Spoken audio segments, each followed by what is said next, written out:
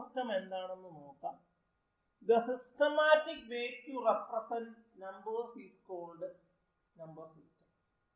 Numbers systematic ആയിട്ട് രൂപത്തിൽ represent ചെയ്യുന്ന മെത്തേഡിനെ അല്ലെങ്കിൽ വേ ആണ് നമ്പർ സിസ്റ്റം എന്ന് അറിയപ്പെടുന്നത്. Number system is classified into two types. Number സിസ്റ്റത്തെ രണ്ടായി ക്ലാസിഫൈ ചെയ്തിരിക്കുന്നു. പൊസിഷണൽ നമ്പർ സിസ്റ്റം, രണ്ട് non positional number system. So number system is classified into two types: positional number system and non-positional number system. The systematic way to represent numbers is called number system. നമ്പറിനെ represent ചെയ്യാൻ വേണ്ടി use ചെയ്യുന്ന വളരെ systematic ആയ method ആണ് number system. Number സിസ്റ്റത്തെ രണ്ടായി വർഗീകരിച്ചിരിക്കുന്നു: positional number system, non positional number system. Positional number system give importance to position. ഡിജിറ്റിന്റെ പൊസിഷന് പ്രാധാന്യം കൊടുക്കുന്ന നമ്പർ സിസ്റ്റമാണ് positional number system. Example decimal number system, binary number system എന്നിവ പൊസിഷണൽ നമ്പർ സിസ്റ്റത്തിന്റെ ഉദാഹരണമാണ്. A non positional number system does not give importance to position of digit. ഡിജിറ്റിന്റെ പൊസിഷന് സ്ഥാനത്തിന് പ്രാധാന്യം കൊടുക്കാത്ത നമ്പർ സിസ്റ്റമാണ് നോൺ പൊസിഷണൽ നമ്പർ സിസ്റ്റം. അതിന്റെ എക്സാമ്പിൾ ആണ് അറബിക് നമ്പർ സിസ്റ്റം അല്ലെങ്കിൽ റോമൻ നമ്പർ സിസ്റ്റം. അത് രണ്ടും നോൺ പൊസിഷണൽ നമ്പർ സിസ്റ്റം എന്ന് പറയുന്ന വിഭാഗത്തിലാണ് ഉൾപ്പെടുന്നത്. ഡിജിറ്റിന്റെ സ്ഥാനത്തിന് പ്രാധാന്യം കൊടുക്കുന്ന നമ്പർ സിസ്റ്റത്തെയാണ് പൊസിഷണൽ നമ്പർ സിസ്റ്റം എന്ന് അറിയപ്പെടുന്നത്. നമ്മൾ ഉപയോഗിക്കുന്ന ഡെസിമൽ നമ്പർ സിസ്റ്റം എന്ന് പറയുന്ന ഒരു പൊസിഷന് പ്രാധാന്യം കൊടുക്കുന്ന പൊസിഷണൽ നമ്പർ സിസ്റ്റമാണ്. എന്നാൽ ഡിജിറ്റിന്റെ സ്ഥാനത്തിന് യാതൊരു പ്രാധാന്യം കൊടുക്കാത്ത നമ്പർ സിസ്റ്റത്തെയാണ് നോൺ പൊസിഷണൽ നമ്പർ സിസ്റ്റം എന്ന് അറിയപ്പെടുന്നത്. അറബിക് നമ്പർ സിസ്റ്റവും റോമൻ നമ്പർ സിസ്റ്റവും രണ്ട് നോൺ പൊസിഷണൽ നമ്പർ സിസ്റ്റത്തിന്റെ ഉദാഹരണമാണ്. കാരണം ഇത്തരം നമ്പർ സിസ്റ്റത്തിൽ ഡിജിറ്റിന്റെ സ്ഥാനത്തിന് യാതൊരുവിധ പ്രാധാന്യവും കൊടുക്കുന്നില്ല. നേരത്തെ നമ്മൾ പഠിച്ചു, സിസ്റ്റമാറ്റിക് ആയി നമ്പറിനെ റെപ്രസെന്റ് ചെയ്യാൻ വേണ്ടി യൂസ് ചെയ്യുന്ന മാർഗങ്ങളെയാണ് അല്ലെങ്കിൽ മാർഗത്തെയാണ് നമ്പർ സിസ്റ്റം എന്ന് വിളിക്കുന്നത്. അതിനെ പൊതുവെ രണ്ടായി ക്ലാസിഫൈ ചെയ്തിരിക്കുന്നു: ഒന്ന് പൊസിഷണൽ നമ്പർ സിസ്റ്റം, രണ്ട് നോൺ പൊസിഷണൽ നമ്പർ സിസ്റ്റം. ഡിജിറ്റിന്റെ സ്ഥാനത്തിന് പ്രാധാന്യം കൊടുക്കുന്ന നമ്പർ സിസ്റ്റങ്ങളെ പൊസിഷണൽ നമ്പർ സിസ്റ്റം എന്ന് വിളിക്കുന്നു. Decimal number system, binary number system എന്നിവ പൊസിഷണൽ നമ്പർ സിസ്റ്റത്തിൽ ഉൾപ്പെടുന്നു. എന്നാൽ ഡിജിറ്റിന്റെ സ്ഥാനത്തിന് യാതൊരു പ്രാധാന്യവും കൊടുക്കുന്നില്ല. അത്തരം നമ്പർ സിസ്റ്റത്തെയാണ് നോൺ പൊസിഷണൽ നമ്പർ സിസ്റ്റം എന്ന് വിളിക്കുന്നത്. അറബിക് നമ്പർ സിസ്റ്റവും റോമൻ നമ്പർ സിസ്റ്റവും രണ്ട് നോൺ പൊസിഷണൽ നമ്പർ സിസ്റ്റം എന്ന് പറയുന്ന വിഭാഗത്തിലാണ് ഉൾപ്പെടുന്നത്. ഇത്തരം നമ്പർ സിസ്റ്റത്തിന്റെ പ്രത്യേകത എന്ന് പറയുന്നത് ഇവിടെ ഡിജിറ്റിന്റെ സ്ഥാനത്തിന് യാതൊരു പ്രാധാന്യവും ഇല്ല. നമ്മളിപ്പോൾ യൂസ് ചെയ്യുന്ന ഡെസിമൽ നമ്പർ സിസ്റ്റത്തിന്റെ പ്രത്യേകത എന്ന് പറയുന്നത് ഡിജിറ്റിന്റെ സ്ഥാനങ്ങൾ മാറിയാൽ, ഉദാഹരണം 24, 42 രണ്ടും നാലും ഉപയോഗിക്കുന്ന രണ്ട് നമ്പേഴ്സാണ്. അവിടെ 24 42 മാറി, സ്ഥാനങ്ങൾ മാറുമ്പോൾ വാല്യൂവിന് വ്യത്യാസം വരുന്നു. അങ്ങനെ സ്ഥാനത്തിന് പ്രാധാന്യം കൊടുക്കുന്ന നമ്പർ സിസ്റ്റങ്ങളെ നമ്മൾ പൊതുവെ പൊസിഷണൽ നമ്പർ സിസ്റ്റം എന്ന് വിളിക്കുന്നു. ഒരു നമ്പർ സിസ്റ്റത്തിൽ ഉപയോഗിക്കുന്ന സിംബലുകളെയാണ് ഡിജിറ്റുകൾ എന്ന് അറിയപ്പെടുന്നത്. ഇനി നമുക്ക് base of A number system എന്ന് പറയുന്ന ഒരു പ്രധാനപ്പെട്ട ടോപ്പിക്ക് നമുക്ക് മനസ്സിലാക്കാം. നമ്പർ സിസ്റ്റത്തിന്റെ ബേസിലെ തന്നെ നമ്മൾ റാഡിക്സ് എന്ന് വിളിക്കുന്നു. ഇനി നമുക്ക് ഡെഫിനിഷൻ നോക്കാം. എന്താണ് റാഡിക്സ്, എന്താണ് ബേസ് എന്ന് മനസ്സിലാക്കാം. The total number of digits available in a number system is called base or radix of the number system.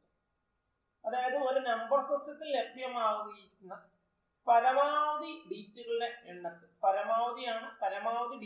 എണ്ണത്തെയാണ് ആ നമ്പർ സിസ്റ്റത്തിന്റെ ബേസ് എന്ന് അറിയപ്പെടുന്നത്. ആ ബേസിനെ തന്നെ നമ്മൾ റാഡിക്സ് എന്ന് വിളിക്കുന്നു. The total number of digits available in a number system is called radix or base. ഇതൊരു പ്രീവിയസ് ചോദ്യമായി +1 കമ്പ്യൂട്ടർ ആപ്ലിക്കേഷൻ വിദ്യാർത്ഥികൾക്കും ബികോം കൊമേഴ്സ് കമ്പ്യൂട്ടർ ആപ്ലിക്കേഷൻ വിദ്യാർത്ഥികൾക്കും ഓരോ തവണ ചോദിച്ചൊരു ചോദ്യമാണ് ബേസ് അല്ലെങ്കിൽ റാഡിക്സ് എന്താണെന്ന് ചോദ്യം ഉണ്ടായിരുന്നത്. അങ്ങനെ റാഡിക്സ് എന്താണെന്ന് ചോദിച്ചാൽ ഒരു നമ്പർ സിസ്റ്റത്തിൽ ലഭ്യമായ പരമാവധി ഡിജിറ്റുകളുടെ എണ്ണത്തെയാണ് നമ്പേഴ്സിന്റെ റാഡിക്സ് അല്ലെങ്കിൽ ബേസ് എന്ന് പറയുന്നത്. ഇനി നമുക്ക് ഒരു 4 ഉദാഹരണം നോക്കി മനസ്സിലാക്കാം. ബൈനറി നമ്പർ സിസ്റ്റത്തിൽ 0യും 1ഉം ഉപയോഗിക്കുന്നുണ്ട്. അവിടെ 2 നമ്പേഴ്സ് മാത്രം ഉപയോഗിക്കുന്നുണ്ട്. ബൈനറി നമ്പർ സിസ്റ്റത്തിന്റെ ബേസ് 2 ആണ്. ഡെസിമൽ നമ്പർ സിസ്റ്റത്തിൽ 0 മുതൽ 9 വരെയുള്ള ഡിജിറ്റുകൾ ഉപയോഗിക്കുന്നുണ്ട്. മൊത്തം 10 ഡിജിറ്റ് ഉപയോഗിക്കുന്നു. അതുകൊണ്ട് ഡെസിമൽ നമ്പർ സിസ്റ്റത്തിന്റെ ബേസ് 10 ആണ്. ഒക്ടൽ നമ്പർ സിസ്റ്റത്തിൽ 0 മുതൽ 7 വരെയുള്ള ഡിജിറ്റുകൾ ഉപയോഗിക്കുന്നുണ്ട്. അതുകൊണ്ട് മൊത്തം 8 ഡിജിറ്റ് ഉപയോഗിക്കുന്നത് കൊണ്ട് ഒക്ടൽ നമ്പർ സിസ്റ്റത്തിന്റെ ബേസ് 8 ആണ്.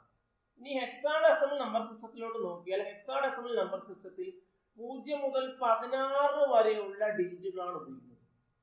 അതുകൊണ്ട് ഹെക്സാഡെസിമൽ നമ്പർ സിസ്റ്റത്തിന്റെ ബേസ് 16. വളരെ ഇമ്പോർട്ടന്റ് ആയ ഒരു കാര്യമാണ് നമ്പർ സിസ്റ്റത്തിന്റെ ബേസ് എത്ര ആണെന്ന് മനസ്സിലാക്കുക. ബൈനറി നമ്പർ സിസ്റ്റത്തിന്റെ ബേസ് 2, ഒക്ടലിന്റെ 8, ഡെസിമലിന്റെ 10, ഹെക്സാഡെസിമലിന്റെ 16. ഇനി ഹെക്സാഡെസിമൽ നമ്പർ സിസ്റ്റത്തിന്റെ പ്രത്യേകത എന്ന് പറയുന്നത് 10 എന്ന് പറയുന്നത് എ എന്ന് റെപ്രസെന്റ് ചെയ്യുന്നു. 15നെ നമ്മൾ എഫ് എന്ന് റെപ്രസെന്റ് ചെയ്യുന്നു. അങ്ങനെ 0 മുതൽ 16 വരെയുള്ള നമ്പേഴ്സ് യൂസ് ചെയ്യുന്ന നമ്പർ സിസ്റ്റമാണ് ഹെക്സാഡെസിമൽ നമ്പർ സിസ്റ്റം എന്ന് അറിയപ്പെടുന്നത്. 10 എന്ന് എഴുതില്ല, മറിച്ച് 10ന് പകരം നമ്മൾ എ എന്ന് പറയുന്നു, 11 പകരം ബി എന്ന് പറയുന്നു, 12 സി, 13 ഡി, 14 ഇ, 15 എഫ്. അങ്ങനെ 0 മുതൽ 16 വരെയുള്ള നമ്പേഴ്സ് മാത്രം ഉപയോഗിക്കുന്ന നമ്പർ സിസ്റ്റമാണ് ഹെക്സാഡെസിമൽ നമ്പർ സിസ്റ്റം എന്നറിയപ്പെടുന്നത്. ഒരു നമ്പർ സിസ്റ്റം സംബന്ധിച്ചിടത്തോളം അതിന്റെ ബേസ് എന്ന് പറയുന്നത് ആ നമ്പർ സിസ്റ്റത്തിൽ അവൈലബിൾ ആയിരിക്കുന്ന ടോട്ടൽ ഡിജിറ്റുകളുടെയാണ് നമ്പർ സിസ്റ്റത്തിന്റെ റാഡിക്സ് അല്ലെങ്കിൽ ബേസ് എന്ന് പറയുന്നത്. ഇത് വളരെ ഇമ്പോർട്ടന്റ് ആയ ഒരു ടോപ്പിക്കാണ്. കാരണം നമ്മൾ നമ്പർ സിസ്റ്റങ്ങളെ കൺവേർഷൻ എന്ന് പറയുന്ന ഒരു ടോപ്പിക്ക് പഠിക്കുമ്പോൾ ഓരോ നമ്പർ സിസ്റ്റത്തിന്റെയും ബേസുകൾ മനസ്സിലായെങ്കിൽ മാത്രമേ നമുക്ക് കൺവേർട്ട് ചെയ്യാൻ കഴിയുള്ളൂ. അതുകൊണ്ട് മനസ്സിലാക്കുക, ബൈനറി നമ്പർ സിസ്റ്റത്തിന്റെ ബേസ് 2, ഡെസിമലിന്റെ 10, ഒക്ടലിന്റെ 8, ഹെക്സാഡെസിമലിന്റെ 16. അങ്ങനെ 4 വ്യത്യസ്തമായ നമ്പർ സിസ്റ്റങ്ങളുടെ ബേസുകൾ നമ്മൾ മനസ്സിലാക്കി. ഒരു നമ്പർ സിസ്റ്റത്തിൽ ലഭ്യമായ ടോട്ടൽ ഡിജിറ്റുകളെയാണ് നമ്പർ സിസ്റ്റത്തിന്റെ ബേസ് എന്ന് അറിയപ്പെടുന്നത്. The total number of digits available in a number system is called radix or base. Binary number സിസ്റ്റത്തിനകത്ത് യൂസ് ചെയ്യുന്ന 0യും 1ഉം ആണ്. ആ 0യും 1നെ 0 or 1, 0 അല്ലെങ്കിൽ 1, 0യും 1നെ നമ്മൾ പറയും ബിറ്റ് എന്ന് പറയും. ബിറ്റ് അല്ലെങ്കിൽ ബൈനറി നമ്പർ എന്ന് പറയും. ബൈ എന്ന് പറഞ്ഞാൽ 2. ഡെസിമൽ നമ്പർ സിസ്റ്റത്തിനകത്ത് 0 മുതൽ 9 വരെയുള്ള ഡിജിറ്റുകൾ ഉപയോഗിക്കുന്നു. Deci means 10. ഇനി നമുക്ക് ഡെസിമൽ നമ്പർ സിസ്റ്റം നോക്കാം. The decimal number system uses the digits from 0 to 9. 0 മുതൽ 9 വരെയുള്ള ഡിജിറ്റുകളാണ് ഡെസിമൽ നമ്പർ സിസ്റ്റത്തിൽ യൂസ് ചെയ്യുന്നത്. ഡെസി എന്ന് പറഞ്ഞാൽ 10. നമ്മളൊക്കെ ഉപയോഗിക്കുന്ന നമ്പർ സിസ്റ്റത്തിന്റെ ബേസ് എന്ന് പറയുന്ന 10. അങ്ങനെ 10 ബേസ് വരുന്ന നമ്പർ സിസ്റ്റങ്ങളെയാണ് ഡെസിമൽ നമ്പർ സിസ്റ്റം എന്നറിയപ്പെടുന്നത്. The base of decimal number system is 10. വളരെ എളുപ്പമാണ് പഠിക്കാൻ. ഡെസിമൽ നമ്പർ സിസ്റ്റത്തിൽ ഉപയോഗിക്കുന്ന ഡിജിറ്റുകളെ നമുക്കറിയാം. 0 മുതൽ 9 വരെയുള്ള ഡിജിറ്റുകളാണ്. അതുകൊണ്ട് ഡെസിമൽ നമ്പർ സിസ്റ്റത്തിന്റെ ബേസ് എന്ന് പറയുന്നത് 10 ആണ്. ഇനി നമുക്കൊരു എക്സാമ്പിൾ നോക്കാം. 125. നേരത്തെ പറഞ്ഞു നമ്പർ സിസ്റ്റത്തിനകത്ത് ഡിജിറ്റുകളുണ്ട്. ആ ഡിജിറ്റുകൾക്ക് സ്ഥാനത്തിന് പ്രാധാന്യം കൊടുക്കുന്ന നമ്പർ സിസ്റ്റത്തെയാണ് പൊസിഷണൽ നമ്പർ സിസ്റ്റം എന്ന് പറയുന്നത്. നമ്മൾ 125 എഴുതിയാൽ അണ്ടർസ്റ്റുഡ് ആണ്. 125 ടു ദ ബേസ് 10. സ്വാഭാവികം കാരണം 10 എന്ന് പറഞ്ഞ നമ്പർ സിസ്റ്റം യൂസ് ചെയ്താണ് നമ്മൾ ഡെസിമൽ നമ്പർ സിസ്റ്റത്തെ നമ്മൾ എഴുതുന്നത്. So the decimal number system uses the digits from 0 to 9. 0 to 9 വരെയുള്ള മൊത്തം 10 ഡിജിറ്റുകൾ ഉപയോഗിക്കുന്നുണ്ട്. ഡെസിമൽ നമ്പർ സിസ്റ്റത്തിന്റെ ബേസ് എന്ന് പറയുന്നത് 10 ആണ്. നിങ്ങൾ മനസ്സിലാക്കുക, ഡെസി മീൻസ് 10. ഡെസി എന്ന് പറഞ്ഞാൽ 10 ആണ്. അങ്ങനെ 10 ബേസ് വരുന്ന നമ്പർ സിസ്റ്റമാണ് ഡെസിമൽ നമ്പർ സിസ്റ്റം എന്നറിയപ്പെടുന്നത്. ഇനി നമുക്ക് ബൈനറി നമ്പർ സിസ്റ്റം എന്താണെന്ന് നോക്കാം. The binary number system uses the digits 0 and 1.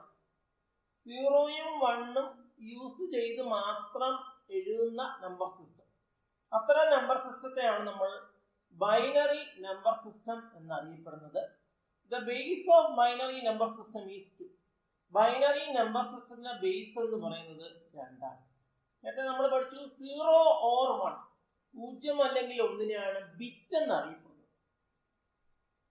ആ ബിറ്റിനെ തന്നെ ചില പുസ്തകത്തിൽ ബൈനറി നമ്പർ എന്നും പറയുന്നു. അങ്ങനെ 0യും 1ഉം മാത്രം ഉപയോഗിച്ച് നമ്പർ എഴുതിയാൽ അല്ലെങ്കിൽ ഡിജിറ്റുകൾ എഴുതിയാൽ അത്തരം നമ്പർ സിസ്റ്റത്തെയാണ് ബൈനറി നമ്പർ സിസ്റ്റം എന്ന് അറിയപ്പെടുന്നത്. ഇനി നമുക്ക് എക്സാമ്പിൾ നോക്കാം. 1010 ടു ദ ബേസ് 2 നമ്മൾ അതിനെ വായിക്കുന്നതാണ് 1010 ടു ദ ബേസ് 2. കാരണം 2 എന്ന് പറയുന്നത് ബേസിനെ സൂചിപ്പിക്കുന്നു.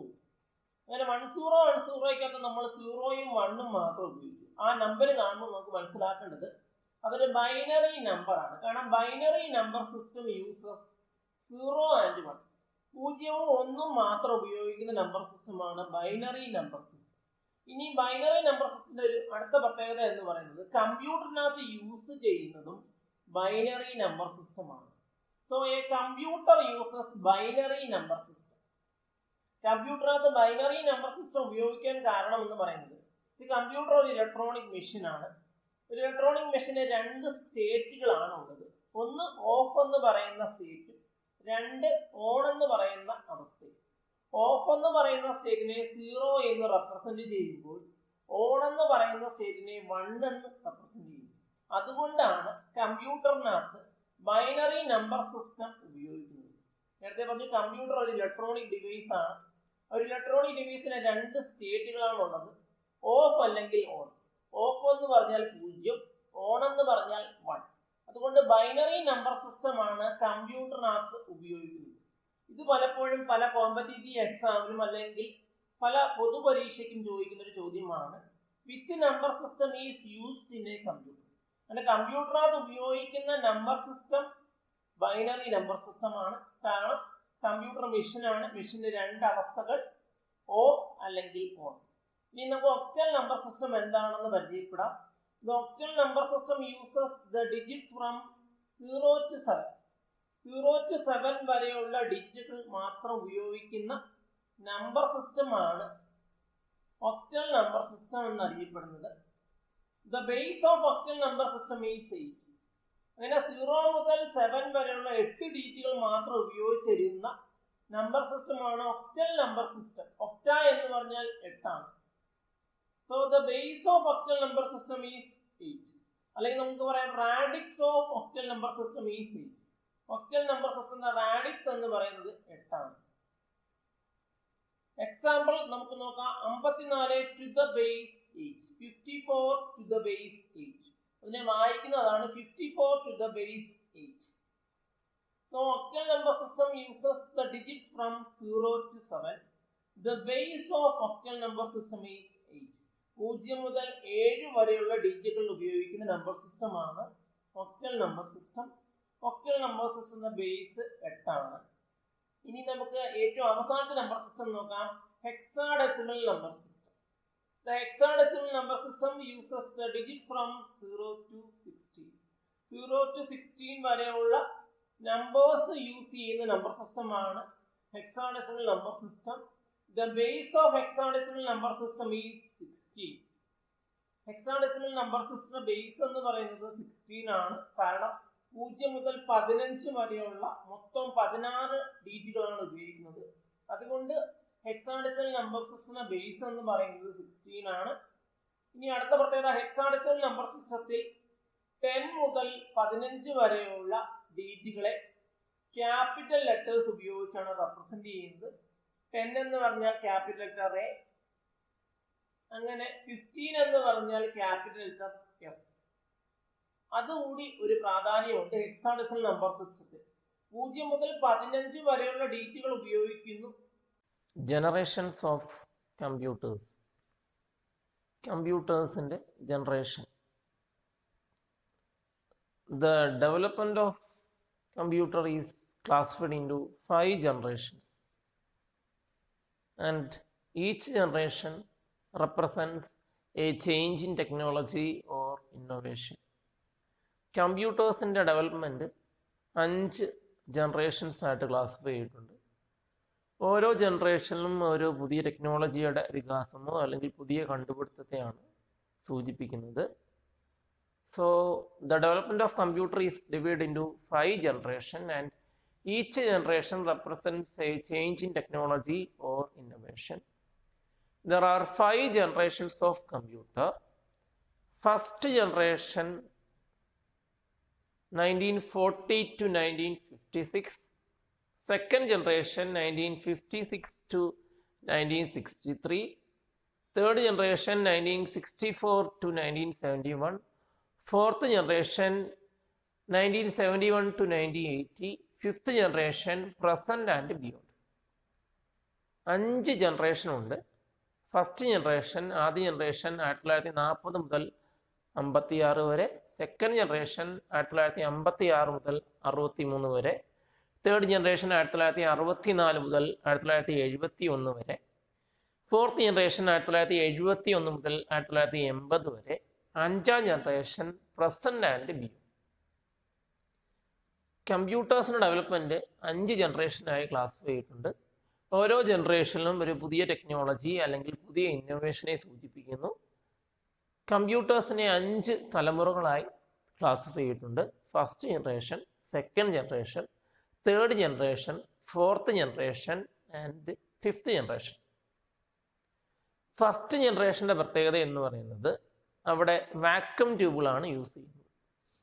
The first generation computers used vacuum tube.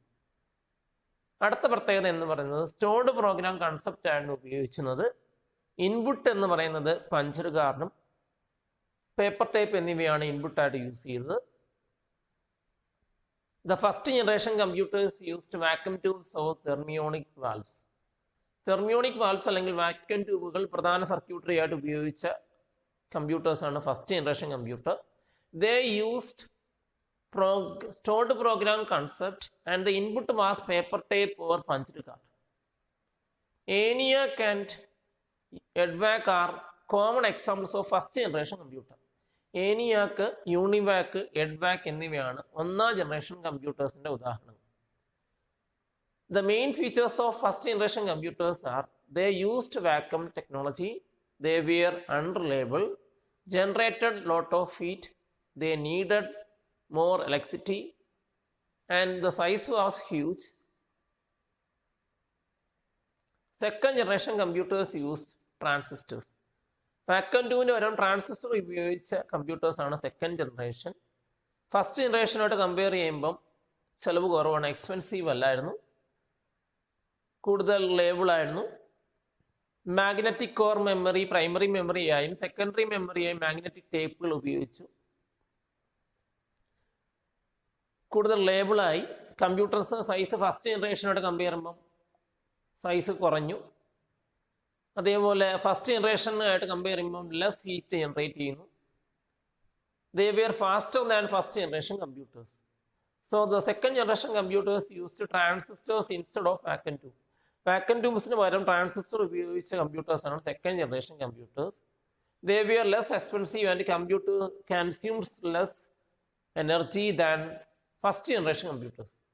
First generation കമ്പ്യൂട്ടറുമായിട്ട് കമ്പയർ ചെയ്യുമ്പോൾ കൂടുതൽ എഫിഷ്യൻ്റ് ആയിരുന്നു, കുറച്ച് കറണ്ട് മാത്രം കൺസ്യൂം ചെയ്യുന്നു. Third generation computers used IC instead of transistors. Transistor എന്ന് പറഞ്ഞാൽ IC ചിപ്പുകളാണ് യൂസ് ചെയ്യുന്നത്. IC ചിപ്പുകളുടെ ഉപയോഗം കമ്പ്യൂട്ടറിന്റെ സൈസ് കുറച്ചു. ഹൈ ലെവൽ ലാംഗ്വേജ് യൂസ് ചെയ്തു. ഫസ്റ്റ് ജനറേഷൻ കമ്പ്യൂട്ടേഴ്സിനകത്ത് പ്രോഗ്രാം ചെയ്യാൻ വേണ്ടി മെഷീൻ ലാംഗ്വേജ് ആണ് യൂസ് ചെയ്യുന്നത്. സെക്കൻഡ് ജനറേഷനകത്ത് അസംബ്ലി ലാംഗ്വേജ് ഉപയോഗിച്ചു. തേർഡ് ജനറേഷൻ കമ്പ്യൂട്ടേഴ്സിനകത്ത് ഹൈ ലെവൽ ലാംഗ്വേജ് ആണ് യൂസ് ചെയ്തത്.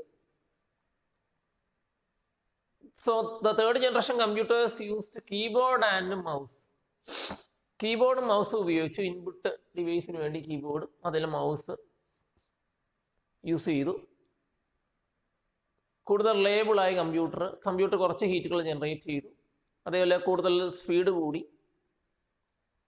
ഹൈ ലെവൽ ലാംഗ്വേജ് ആണ് പ്രോഗ്രാം ചെയ്യാൻ വേണ്ടി യൂസ് ചെയ്തത്. ഇതൊക്കെയാണ് തേർഡ് ജനറേഷൻ കമ്പ്യൂട്ടേഴ്സിന്റെ പ്രത്യേകത. So the third generation computers used in IC instead of transistors. They used keyboard and mouse instead of punched card and magnetic tape. Fourth generation computers used microprocessor. ICക്ക് പകരം microprocessor ഉപയോഗിച്ച computers ആണ് fourth generation computers എന്ന് പറയുന്നത്. Fourth generation കമ്പ്യൂട്ടേഴ്സിന്റെ പ്രത്യേകത എന്ന് പറയുന്നത് കമ്പ്യൂട്ടർ കൂടുതൽ പോർട്ടബിൾ ആയി, അതേപോലെ കൂടുതൽ ലേബിളായി. കൊമേഴ്ഷ്യൽ പ്രൊഡക്ഷൻ സ്റ്റാർട്ട് ചെയ്തത് ഫോർത്ത് ജനറേഷൻ മുതലാണ്. പോയിന്റിംഗ് ഡിവൈസായ മൗസ്, ഹാൻഡ് ഹെൽഡ് ഡിവൈസുകളൊക്കെ കൂടുതലായിട്ട് ഉപയോഗിച്ചത് 4th ജനറേഷനിലാണ്. 4th ജനറേഷനിൽ യൂസ് ചെയ്യുന്ന ടെക്നോളജിയാണ് VLSI എന്ന് പറയുന്ന technology, very large scale integration എന്ന് പറയുന്ന ടെക്നോളജിയാണ് യൂസ് ചെയ്തത്. കമ്പ്യൂട്ടേഴ്സ് കൂടുതൽ പോർട്ടബിൾ ലേബിളായി, കമ്പ്യൂട്ടേഴ്സ് സൈസ് കുറഞ്ഞു, പൈപ്പ് ലൈൻ പ്രോസസ്സിംഗ് എന്ന് പറഞ്ഞ ടെക്നോളജി യൂസ് ചെയ്തു, കമ്പ്യൂട്ടേഴ്സ് കുറച്ച് ഹീറ്റ് മാത്രം ജനറേറ്റ് ചെയ്തു, ഇന്റർനെറ്റ് എന്ന് പറയുന്ന ടെക്നോളജി ഇൻട്രൊഡ്യൂസ് ചെയ്തു, അല്ലെങ്കിൽ കമ്പ്യൂട്ടർ നെറ്റ്വർക്ക് ഡെവലപ്പ് ചെയ്ത 4th ജനറേഷനാണെന്ന് പറയാൻ പറ്റും. So the 4th generation computers used micro processor instead of IC. ICക്ക് പകരം മൈക്രോ പ്രോസസർ ഉപയോഗിച്ചുകൊണ്ട് 4th ജനറേഷൻ കമ്പ്യൂട്ടേഴ്സിനെ മൈക്രോ കമ്പ്യൂട്ടർ എന്ന് പറയാം. The 5th generation are present day computers. ഇപ്പോൾ ഉപയോഗിക്കുന്ന കമ്പ്യൂട്ടേഴ്സിനെ നമുക്ക് 5th ജനറേഷൻ കമ്പ്യൂട്ടേഴ്സ് എന്ന് പറയാം. ആർട്ടിഫിഷ്യൽ ഇന്റലിജൻസ് പോലെയുള്ള ടെക്നോളജി യൂസ് ചെയ്തു, സ്പീച്ച് റെക്കഗ്നിഷൻ അല്ലെങ്കിൽ natural language processing, face recognition പോലെയുള്ള ടെക്നോളജി യൂസ് ചെയ്തു. അതേപോലെ പാരലൽ പ്രോസസ്സിംഗ് എന്ന് പറഞ്ഞ ടെക്നോളജി ഡെവലപ്പ് ചെയ്തു. കമ്പ്യൂട്ടേഴ്സിന്റെ സ്പീഡ് വളരെയധികം കൂടി. So the development of computer is classified into 5 generation and each generation represents A change in technology. പ്രിയപ്പെട്ട വിദ്യാർത്ഥികളെ, +1 കൊമേഴ്സ് വിത്ത് കമ്പ്യൂട്ടർ ആപ്ലിക്കേഷൻ വിദ്യാർത്ഥികളുടെ ഫണ്ടമെന്റൽസ് ഓഫ് കമ്പ്യൂട്ടർ എന്ന 1ാമത്തെ ചാപ്റ്ററിൽ ഉൾപ്പെടുന്ന ഫങ്ഷണൽ യൂണിറ്റ്സ് ഓഫ് കമ്പ്യൂട്ടർ എന്ന ടോപ്പിക്കാണ് ഇന്ന് ഡിസ്കസ് ചെയ്യുന്നത്. ഫങ്ഷണൽ യൂണിറ്റ്സ് എന്ന് പറയുന്ന ഒരു ടോപ്പിക് പലപ്പോഴും കമ്പ്യൂട്ടറിന്റെ ഫങ്ഷണൽ യൂണിറ്റ്സ് എന്ന ടോപ്പിക് പലപ്പോഴും പല കമ്പ്യൂട്ടർ അസോസിയേറ്റഡ് ആയ കോഴ്സുകളുമായിട്ട് പഠിക്കുന്നുണ്ട്. പലപ്പോഴും പൊതുപരീക്ഷയ്ക്ക് വളരെ ചോദ്യങ്ങൾ ഈ ഒരു ഫങ്ഷണൽ യൂണിറ്റ്സ് ഓഫ് കമ്പ്യൂട്ടർ എന്ന സെക്ഷനിൽ നിന്ന് നമുക്ക് ലഭിക്കാറുണ്ട്. +1 കൊമേഴ്സ് വിത്ത് കമ്പ്യൂട്ടർ ആപ്ലിക്കേഷൻ വിദ്യാർത്ഥികൾ ഫണ്ടമെന്റൽസ് ഓഫ് കമ്പ്യൂട്ടർ എന്ന 1ാമത്തെ ചാപ്റ്ററിലാണ് ഫങ്ഷണൽ യൂണിറ്റ്സ് ഓഫ് കമ്പ്യൂട്ടർ എന്ന ടോപ്പിക് പഠിക്കുന്നത്.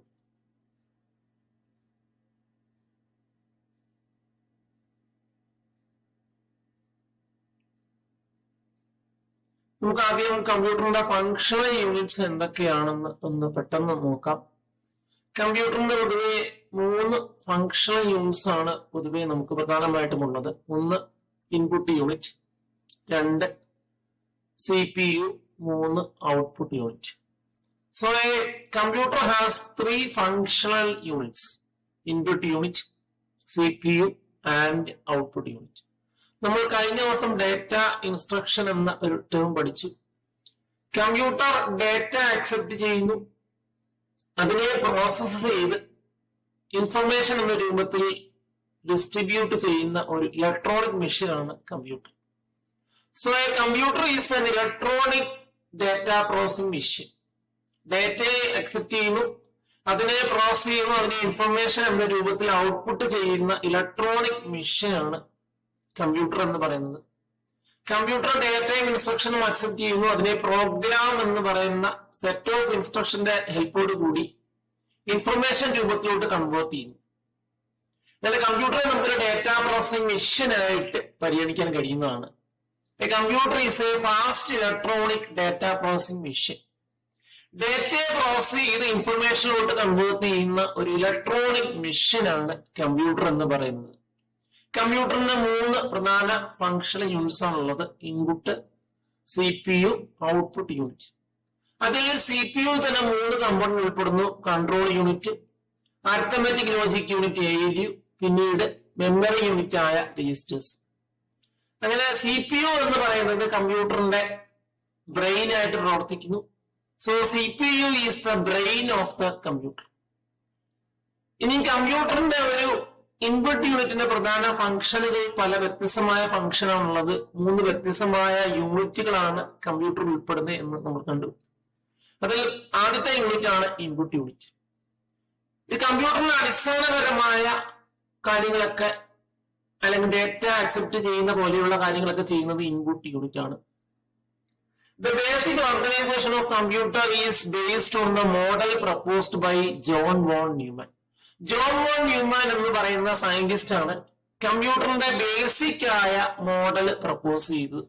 അദ്ദേഹത്തിന്റെ മോഡലിനെ നമ്മൾ പറയുന്ന പേരാണ് സ്റ്റോർഡ് പ്രോഗ്രാം കൺസെപ്റ്റ് എന്ന പേരിലാണ് അദ്ദേഹത്തിന്റെ മോഡൽ അറിയപ്പെടുന്നത്. കാരണം പ്രോഗ്രാമുകൾ സ്റ്റോർ ചെയ്ത് ആ പ്രോഗ്രാമിന്റെ ഹെൽപ്പോട് കൂടിയാണ് ഡേറ്റയെ പ്രോസസ് ചെയ്യുന്നത്. So the model proposed by John von Neumann is called the stored program concept. And according to his model, a computer consists of input unit, CPU, storage unit and output unit. അദ്ദേഹത്തിന്റെ model പ്രകാരം 4 പ്രധാന function units ആണുള്ളത്. Input unit, CPU, storage unit and output unit. ഇനി input unit എന്താണെന്ന് നോക്കാം. Data and instruction for processing are entered into the computer through the input unit. Input unit ഉപയോഗിച്ചാണ് ഡേറ്റയും ഇൻസ്ട്രക്ഷനും കമ്പ്യൂട്ടറിലോട്ട് feed ചെയ്യുന്നത് അല്ലെങ്കിൽ എൻറ്റർ ചെയ്യുന്നത്. കോമൺ ആയിട്ട് ഉപയോഗിക്കുന്ന ഇൻപുട്ട് ഡിവൈസുകളാണ് കീബോർഡ്, മൗസ്, സ്കാനർ, മൈക്രോഫോൺ പോലെയുള്ള കോമൺ ആയിട്ടുള്ള ഇൻപുട്ട് ഡിവൈസുകൾ യൂസ് ചെയ്യും. അങ്ങനെ ഇൻപുട്ട് ഡിവൈസ് ഉപയോഗിച്ചാണ് നമ്മൾ ഡേറ്റയും ഇൻസ്ട്രക്ഷനും കമ്പ്യൂട്ടറിലോട്ട് എൻറ്റർ ചെയ്യുന്നത് അല്ലെങ്കിൽ ഫീഡ് ചെയ്യുന്നത്. ഇനി രണ്ടാമത്തെ പ്രധാന യൂണിറ്റ് എന്ന് പറഞ്ഞത് CPU ആണ്.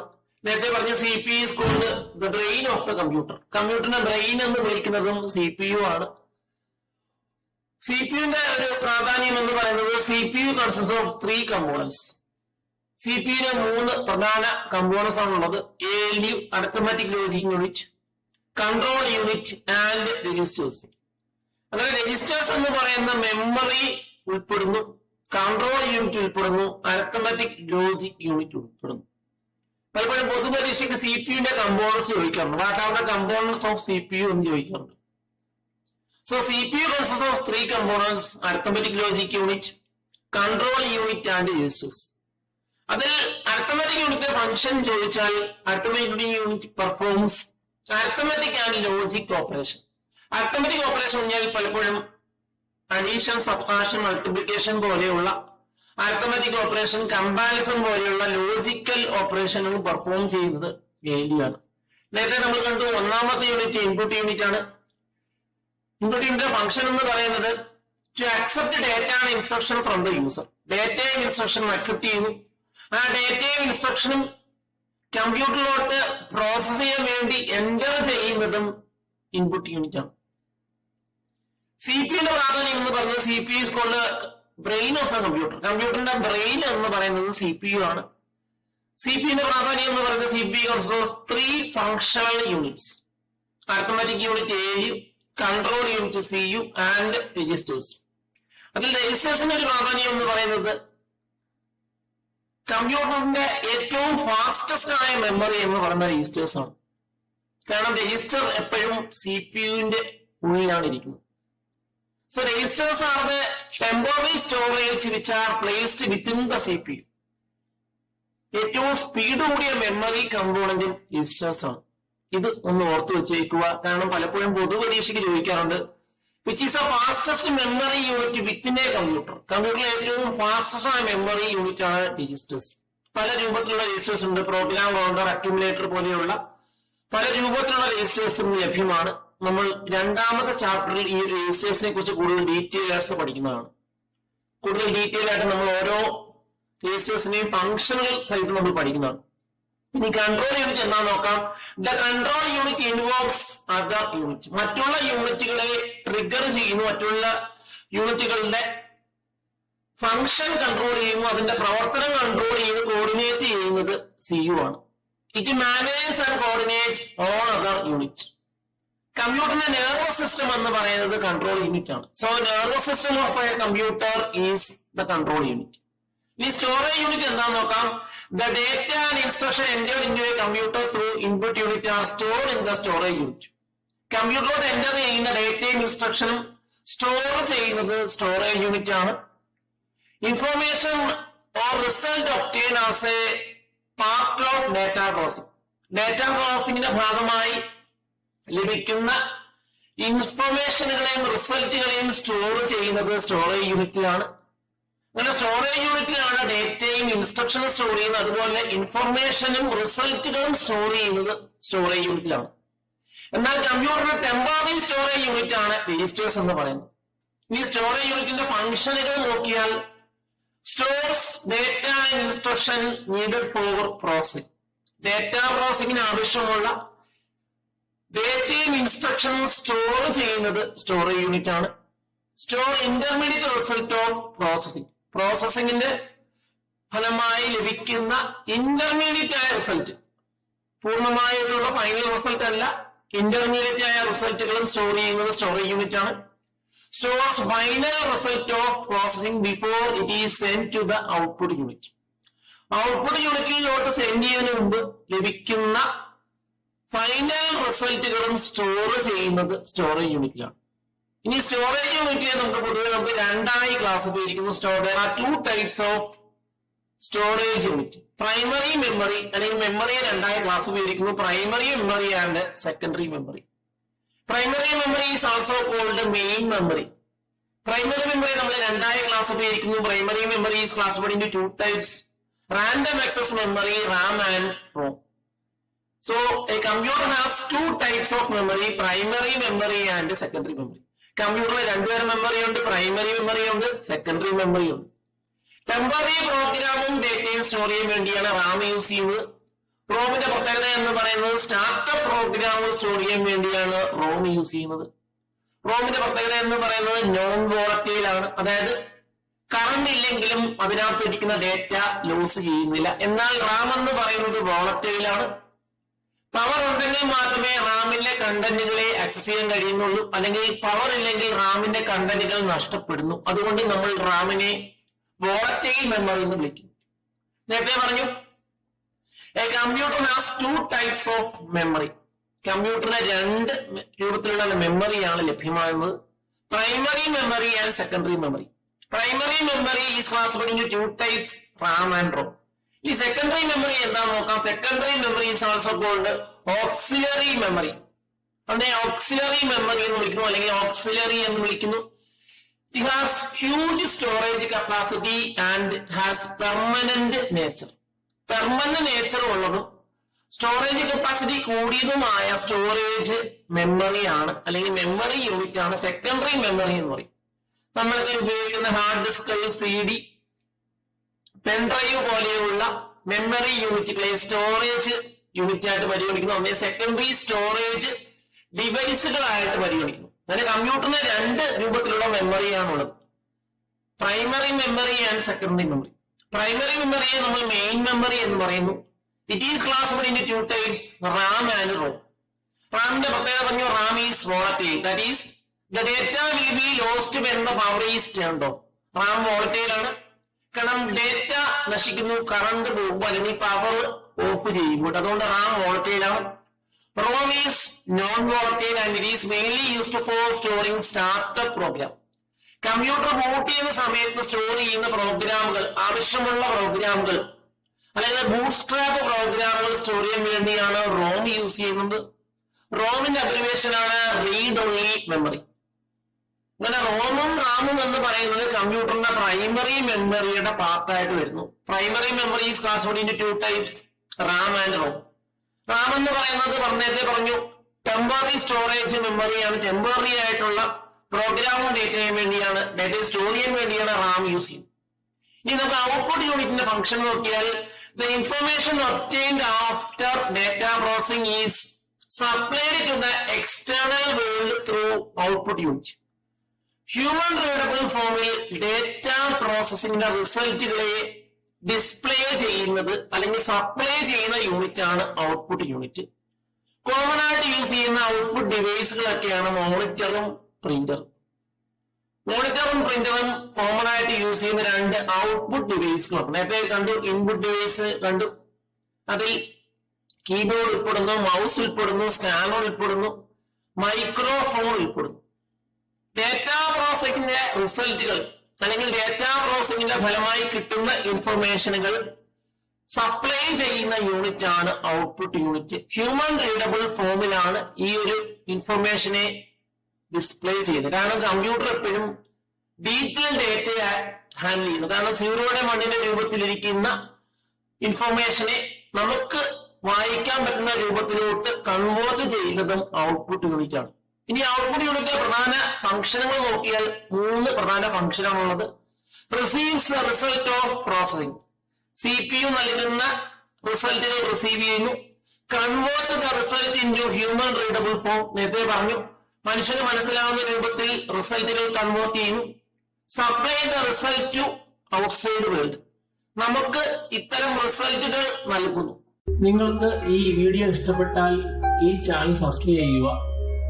പുതുതായി അപ്ലോഡ് ചെയ്യുന്ന വീഡിയോസിനെ കുറിച്ചുള്ള നോട്ടിഫിക്കേഷൻ ലഭിക്കാൻ വേണ്ടി ബെൽ ഐക്കണിൽ ക്ലിക്ക് ചെയ്യുക.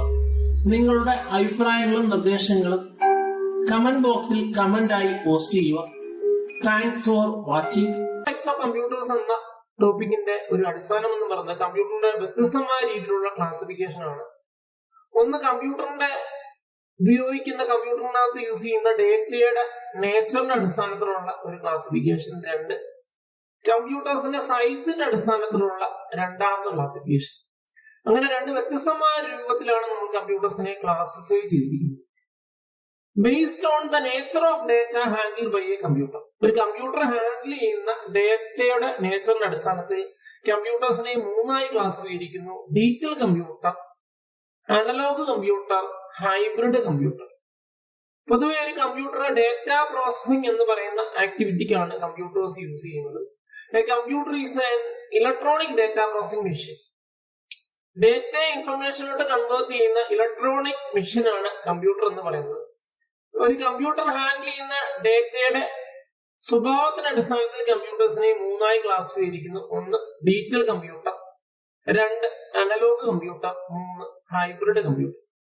അങ്ങനെ ഒരു കമ്പ്യൂട്ടർ ഉപയോഗിക്കുന്ന ഡേറ്റ, ഏത് രൂപത്തിലുള്ള ഡേറ്റയാണ് ആ കമ്പ്യൂട്ടർ ഉപയോഗിക്കുന്നത്, അതിന്റെ അടിസ്ഥാനത്തിൽ കമ്പ്യൂട്ടേഴ്സിനെ മൂന്നായി ക്ലാസിഫൈ ചെയ്തിരിക്കുന്നു: ഡിജിറ്റൽ, അനലോഗ്, ഹൈബ്രിഡ്. ഒരു കമ്പ്യൂട്ടർ പ്രത്യേകത പറഞ്ഞു, കമ്പ്യൂട്ടർ ഇൻപുട്ട് ആയിട്ട് ഡേറ്റ സ്വീകരിക്കുന്നു, ആ ഡേറ്റയെ പ്രോസസ് ചെയ്ത് ഔട്ട്പുട്ട് ജനറേറ്റ് ചെയ്യും. നമുക്കിനി ഡിജിറ്റൽ കമ്പ്യൂട്ടർ എന്താണെന്ന് നോക്കാം. A digital computer is a computer which can store and process data in the form of 0 and 1. പൂജ്യത്തിന്റെയും ഒന്നിന്റെയും രൂപത്തിൽ ഡേറ്റ സ്റ്റോർ ചെയ്യുകയും ആ ഡേറ്റ പ്രോസസ് ചെയ്യുകയും ചെയ്യുന്ന കമ്പ്യൂട്ടറിനെയാണ് ഡിജിറ്റൽ കമ്പ്യൂട്ടർ എന്ന് പറയുന്നത്. ഇന്ന് നമ്മൾ ഉപയോഗിക്കുന്ന എല്ലാ കമ്പ്യൂട്ടറും ഡിജിറ്റൽ കമ്പ്യൂട്ടറാണ്. A digital computer process digital data. ഒരു ഡിജിറ്റൽ കമ്പ്യൂട്ടർ എപ്പോഴും പ്രോസസ് ചെയ്യുന്ന ഡിജിറ്റൽ ഡേറ്റയാണ്. 0യുടെയും 1ന്റെയും രൂപത്തിലുള്ള ഡേറ്റയാണ് ഡിജിറ്റൽ ഡേറ്റ എന്ന് പറയുന്നത്. A digital computer works on the principle of counting. Counting എന്ന് പറയുന്ന പ്രിൻസിപ്പിളിന്റെ അടിസ്ഥാനത്തിലാണ് ഒരു ഡിജിറ്റൽ കമ്പ്യൂട്ടർ പ്രവർത്തിക്കുന്നത്. ഇനി ഡിജിറ്റൽ കമ്പ്യൂട്ടറിന്റെ പ്രത്യേകത നോക്കിയാൽ ആക്യുറസി വളരെ ഹൈ ആണ്, ഹൈ സ്പീഡാണ്. അതുപോലെ it can store large amount of data. Data storage capacity high ആണ്. അതാണ് ഡിജിറ്റൽ കമ്പ്യൂട്ടറിന്റെ വളരെ അടിസ്ഥാനപരമായ ഫീച്ചേഴ്സ്. വളരെ ആക്യുറേറ്റ് ആണ്, ഹൈ സ്പീഡാണ്, അതുപോലെ it can store large amount of data. ഇനി അനലോഗ് കമ്പ്യൂട്ടറിനെ നമുക്ക് നോക്കിയാൽ analog computer is a computer which store and process continuous data. Physical nature ഉള്ള ഡേറ്റ, ടെമ്പറേച്ചർ, പ്രഷർ പോലെയുള്ള ഫിസിക്കൽ നേച്ചർ ഉള്ള ഡേറ്റ, അത്തരം ഡേറ്റയാണ് കണ്ടിന്യൂസ് ഡേറ്റ എന്ന് പറയുന്നത്. കണ്ടിന്യൂസ് ഡേറ്റ സ്റ്റോർ ചെയ്യുകയും പ്രോസസ് ചെയ്യുകയും ചെയ്യുന്ന കമ്പ്യൂട്ടറാണ് analog computer. Analog computer works on the principle of measurement. Measurement എന്ന പ്രിൻസിപ്പിളിന്റെ അടിസ്ഥാനത്തിലാണ് അനലോഗ് കമ്പ്യൂട്ടർ പ്രവർത്തിക്കുന്നത്. It is widely used in scientific and industrial application. സയന്റിഫിക്കും ഇൻഡസ്ട്രിയൽ ആപ്ലിക്കേഷനുമാണ് കൂടുതലായിട്ടും അനലോഗ് കമ്പ്യൂട്ടേഴ്സ് യൂസ് ചെയ്യുന്നത്. Analog computer is a computer which store and process continuous data. Physical nature ഉള്ള data, pressure, temperature, humidity പോലെയുള്ള physical nature ഉള്ള data handle ചെയ്യുന്ന കമ്പ്യൂട്ടേഴ്സിനെയാണ് analogue computer എന്ന് പറയുന്നത്. സയന്റിഫിക്കും ഇൻഡസ്ട്രിയൽ ആപ്ലിക്കേഷൻ ആണ് ഇത്തരം കമ്പ്യൂട്ടേഴ്സ് യൂസ് ചെയ്യുന്നത്. ഇനി മൂന്നാമത്തെ ടൈപ്പ് ഓഫ് കമ്പ്യൂട്ടറാണ് hybrid computer. A hybrid computer is a combination of digital and analog computer. ഒരു ഡിജിറ്റൽ കമ്പ്യൂട്ടറിനെയും അനലോഗ് കമ്പ്യൂട്ടറിനെയും ഫീച്ചേഴ്സ് കമ്പൈൻ ചെയ്ത് ഫോം ചെയ്യുന്ന കമ്പ്യൂട്ടറാണ് hybrid computer. Hybrid computer uses digital and analog technology. Data store ചെയ്യാൻ വേണ്ടി digital technology ഉപയോഗിക്കുമ്പോൾ കാൽക്കുലേഷന് വേണ്ടി അനലോഗ് ടെക്നോളജി ഉപയോഗിക്കുന്ന കമ്പ്യൂട്ടറാണ് hybrid. A hybrid computer is a combination of digital and analog computer. ആദ്യ ഡെസ്ക്ടോപ്പ് ഹൈബ്രിഡ് കമ്പ്യൂട്ടറിനാണ് ഹൈകോം 250 എന്ന് വിളിക്കുന്നത്.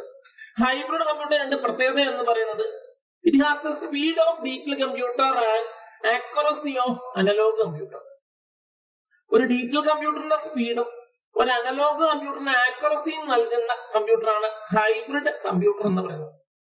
ഒരു ഹൈബ്രിഡ് കമ്പ്യൂട്ടർ രണ്ട് ഫീച്ചേഴ്സ് ഉണ്ട്. ഒന്ന്, ഡിജിറ്റൽ കമ്പ്യൂട്ടറിന്റെ എല്ലാ സ്വഭാവങ്ങളും കാണിക്കുന്നു. അനലോഗ് കമ്പ്യൂട്ടറിന്റെ ആക്യുറസി നൽകുന്നു. അടുത്തൊരു ക്ലാസിഫിക്കേഷൻ ആണ് കമ്പ്യൂട്ടറിന്റെ സൈസിന്റെ അടിസ്ഥാനത്തിലുള്ള classification. So based on size, digital computers are classified into 4 types: mini computer, micro computer, mainframe computer, super computer. നേരത്തെ നമ്മൾ ക്ലാസിഫിക്കേഷൻ കണ്ടത് കമ്പ്യൂട്ടർ ഹാൻഡിൽ ചെയ്യുന്ന ഡേറ്റയുടെ നേച്ചറിന്റെ അടിസ്ഥാനത്തിലാണ്. ഇപ്പോഴത്തെ ക്ലാസിഫിക്കേഷൻ എന്ന് പറയുന്നത് കമ്പ്യൂട്ടറിന്റെ സൈസിന്റെ അടിസ്ഥാനത്തിലുള്ള ക്ലാസിഫിക്കേഷൻ ആണ്. സൈസിന്റെ അടിസ്ഥാനത്തിൽ കമ്പ്യൂട്ടേഴ്സിനെ 4 ക്ലാസിഫിക്കുന്നു: mini computer, micro computer, mainframe computer, super computer. നേരത്തെ ഡേറ്റയുടെ നേച്ചറിന്റെ അടിസ്ഥാനത്തിൽ 3 തരം എന്ന് പറഞ്ഞു: അനലോഗ്, ഡിജിറ്റൽ, ഹൈബ്രിഡ്. ഡിജിറ്റൽ കമ്പ്യൂട്ടറിനെ വീണ്ടും 4 ക്ലാസിഫിക്കുന്നു: മിനി കമ്പ്യൂട്ടർ, ഏറ്റവും ചെറിയ കമ്പ്യൂട്ടർ, പിന്നീട് മൈക്രോ, പിന്നീട് മെയിൻ ഫ്രെയിം, ഏറ്റവും അവസാനം സൈസിന്റെ അടിസ്ഥാനത്തിലുള്ള ക്ലാസിഫിക്കേഷൻ ആണ് സൂപ്പർ കമ്പ്യൂട്ടർ. അങ്ങനെ 4 വ്യത്യസ്തമായ രൂപത്തിലാണ് ഡിജിറ്റൽ കമ്പ്യൂട്ടേഴ്സിനെ ക്ലാസിഫിക്കുന്നത്: mini computer, micro, mainframe and super computer. ഇനി മിനി കമ്പ്യൂട്ടർ എന്താന്ന് നോക്കാം. Mini computer is a smaller, less expensive and less powerful computer. ഒരു മെയിൻ ഫ്രെയിം കമ്പ്യൂട്ടർ അല്ലെങ്കിൽ സൂപ്പർ കമ്പ്യൂട്ടർ ആയിട്ട് താരതമ്യം ചെയ്യുമ്പോൾ വളരെ ചെറിയതും ചിലവ് കുറഞ്ഞതും പവർ കുറഞ്ഞതുമായ കമ്പ്യൂട്ടറാണ് മിനി കമ്പ്യൂട്ടർ. മിനി കമ്പ്യൂട്ടർ നമ്മൾ പറയും വളരെ ചെറിയ കമ്പ്യൂട്ടറാണ്. It is the smallest computer.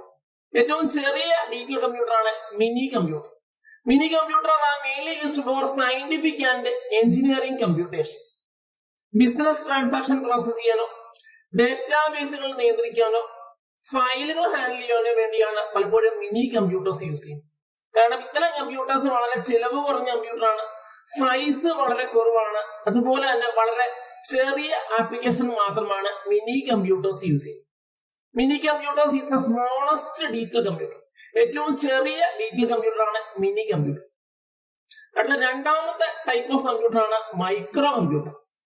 A micro computer is a computer whose CPU is microprocessor.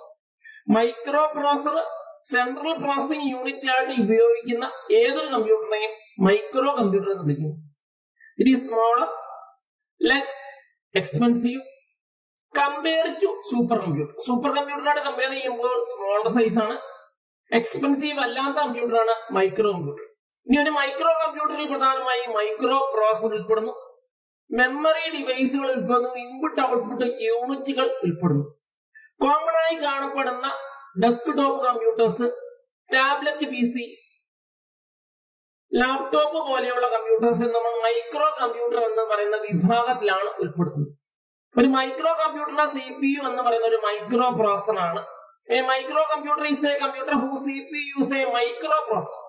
Micro processor central processing unit ആയിട്ട് ഉപയോഗിക്കുന്ന ഏതൊരു കമ്പ്യൂട്ടറെയും മൈക്രോ കമ്പ്യൂട്ടർ എന്ന് പറയും. ഇനി അടുത്ത ക്ലാസിഫിക്കേഷൻ ആണ് mainframe computer. Mainframe computers are large sized computer. അതുപോലെ തന്നെ ഹൈ റിലയബിലിറ്റി പ്രോസസ് ചെയ്യുന്നു, സ്റ്റോറേജ് കപ്പാസിറ്റി കൂടുതലുമായ കമ്പ്യൂട്ടറാണ് mainframe computer compared to a micro computer. Micro കമ്പ്യൂട്ടറോട് കമ്പയർ ചെയ്യുമ്പോൾ സൈസ് കൂടുതലാണ്, സ്റ്റോറേജ് കപ്പാസിറ്റി കൂടുതലാണ്, പ്രോസസിംഗ് പവർ കൂടുതലാണ്, റിലയബിലിറ്റി കൂടുതലാണ്. അതാണ് മെയിൻ ഫ്രെയിം കമ്പ്യൂട്ടറിന്റെ ഒരു പ്രത്യേകത. ഈ മെയിൻ ഫ്രെയിം കമ്പ്യൂട്ടറിന്റെ ഒരു അഡ്വാൻറ്റേജ് നോക്കിയാൽ high processing speed. It can handle multiple input at A time. വ്യത്യസ്തമായ ഇൻപുട്ടുകൾ ഒരു സമയം ഹാൻഡിൽ ചെയ്യാൻ കഴിയുന്ന വളരെ പവർ കൂടിയ കമ്പ്യൂട്ടറാണ് മെയിൻ ഫ്രെയിം കമ്പ്യൂട്ടർ. പൊതുവെ mainframe computers day to day ലൈഫിൽ നമ്മൾ ഉപയോഗിക്കാറില്ല. പലപ്പോഴും സ്പെസിഫിക് ടാസ്കുകൾ പെർഫോം ചെയ്യാൻ വേണ്ടി അല്ലെങ്കിൽ കൊമേഴ്ഷ്യൽ ട്രാൻസാക്ഷൻ പ്രോസസ് ചെയ്യാൻ വേണ്ടി കോംപ്ലക്സ് ആയ പ്രോബ്ലം സോൾവ് ചെയ്യാൻ വേണ്ടിയാണ് പലപ്പോഴും മെയിൻ ഫ്രെയിം കമ്പ്യൂട്ടർ ഉപയോഗിക്കുന്നത്. ഇനിയും അടുത്ത ക്ലാസിഫിക്കേഷൻ ആണ് super computer. Super computer is A high performance computer. ഏറ്റവും ലാർജസ്റ്റ് കമ്പ്യൂട്ടർ ആണ് സൂപ്പർ കമ്പ്യൂട്ടർ. ഒരു സൂപ്പർ കമ്പ്യൂട്ടറിന്റെ സ്പീഡ് പലപ്പോഴും ഫ്ലോപ്സ് എന്ന് പറയുന്ന floating point operations per second എന്ന് പറയുന്ന യൂണിറ്റിലാണ് എക്സ്പ്രസ് ചെയ്യുന്നത്. ക്രേ എന്ന് പറയുന്ന സയന്റിസ്റ്റ് ആണ് സൂപ്പർ കമ്പ്യൂട്ടറിന്റെ പിതാവ് എന്നറിയപ്പെടുന്നത്. ഒരു സൂപ്പർ കമ്പ്യൂട്ടറിന്റെ പ്രത്യേകത എന്ന് പറയുന്നത് it consist of more than one CPU. ഒന്നിൽ കൂടുതൽ CPUs പാരലലായി കണക്ട് ചെയ്ത് ഫോം ചെയ്യുന്ന ഏറ്റവും ലാർജസ്റ്റ് കമ്പ്യൂട്ടറാണ് super computer. So a supercomputer is a high performance computer compared to other computers. മറ്റുള്ള കമ്പ്യൂട്ടറാണ് കമ്പയർ ചെയ്യുമ്പോൾ ഒരു ഹൈ പെർഫോമൻസ് ഉള്ളത് ലാർജസ്റ്റ് ആയ കമ്പ്യൂട്ടറാണ് സൂപ്പർ കമ്പ്യൂട്ടർ. പ്രധാനമായും യൂസ് ചെയ്യുന്ന ഓയിൽ എക്സ്പ്ലോറേഷൻ, വെതർ ഫോർകാസ്റ്റിംഗ് പോലെയുള്ള കോംപ്ലക്സ് ആപ്ലിക്കേഷന് വേണ്ടിയാണ് സൂപ്പർ കമ്പ്യൂട്ടറിനെ യൂസ് ചെയ്യുന്നത്.